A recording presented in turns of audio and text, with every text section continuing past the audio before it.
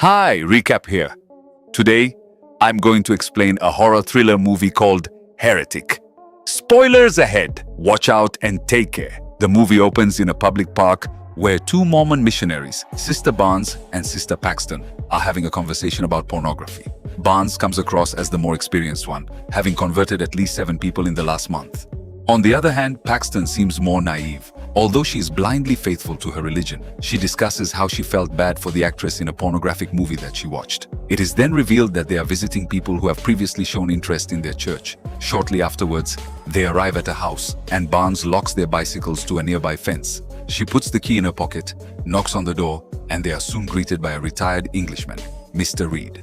The two sisters introduce themselves, explaining they're there to discuss his interest in the Church of Jesus Christ of Latter-day Saints. Reed appears to be interested and invites them inside, pointing out the stormy weather. However, the missionaries explain that, in order for them to come in, there needs to be a woman present for safety reasons. The charming Englishman assures them that his wife is home and preparing a blueberry pie at the moment. Once inside, Mr. Reed offers to take their damp coats and hang them nearby.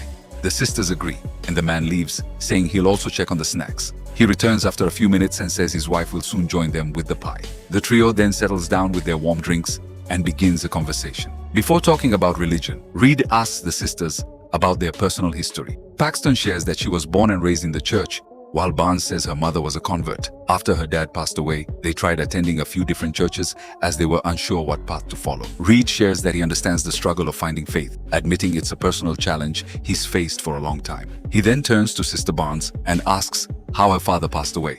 The latter seems a little taken aback by the personal question, but replies that it was Lou Gehrig's disease. Mishearing what she said, Reed cracks a joke about blueberry disease. He quickly realizes his mistake and explains that he thought Barnes was making a pie-related joke. Paxton tries to salvage the situation by saying that she would like to return as a butterfly after death.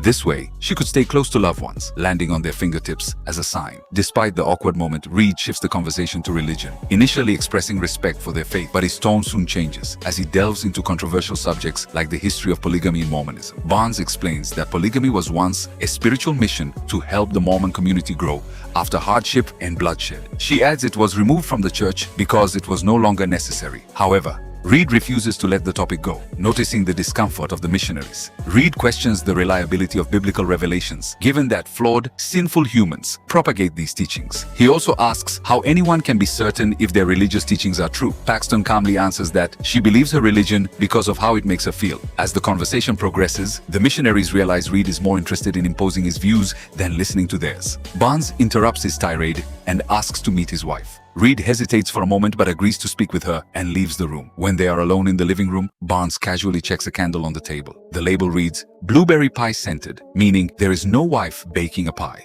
This suddenly makes Barnes realize Reed has been deceiving them all along. The two women relays this information to Paxton, leaving them coats behind. His intentions are sinister. When Reed eventually returns, he has neither the pie nor his wife, and instead invites them into the kitchen. They refuse the offer, and Barnes makes up a lie that they just received a call from the church. Disappointed, Reed heads back inside, saying he will tell his wife that their guests are leaving. Barnes seizes the moment to warn Paxton that they must leave immediately, only to find the door locked. Paxton attempts to make a call but discovers there is no network.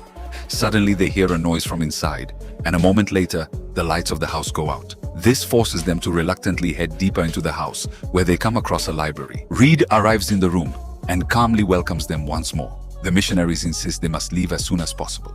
Reed tells them to go ahead, and they pick up their coats, finding the bicycle key now in Paxton's pocket. Barnes realizes Reed must have taken the key earlier. When they ask Reed to open the door, he claims it's locked due to a timer system that won't unlock until morning. Reed's tone becomes sinister as he accuses them of lying about the church call. He reveals that the walls and ceilings of the house are made of metal, blocking any signal. A panicked Barnes demands to know if he has a phone, but Reed claims he doesn't. Feeling trapped, the women try to leave through a back door, only to find it leads to the basement. As tension rises, Reed's true intentions unfold. He attempts to break their faith, announcing there is no God, and challenges their beliefs through psychological manipulation. The missionaries, caught in Reed's twisted mind games, find themselves descending into a nightmare. Don't forget, if you enjoyed this recap, hit the like button, drop a comment below, and make sure to subscribe with the bell to stay updated with more thrilling recaps.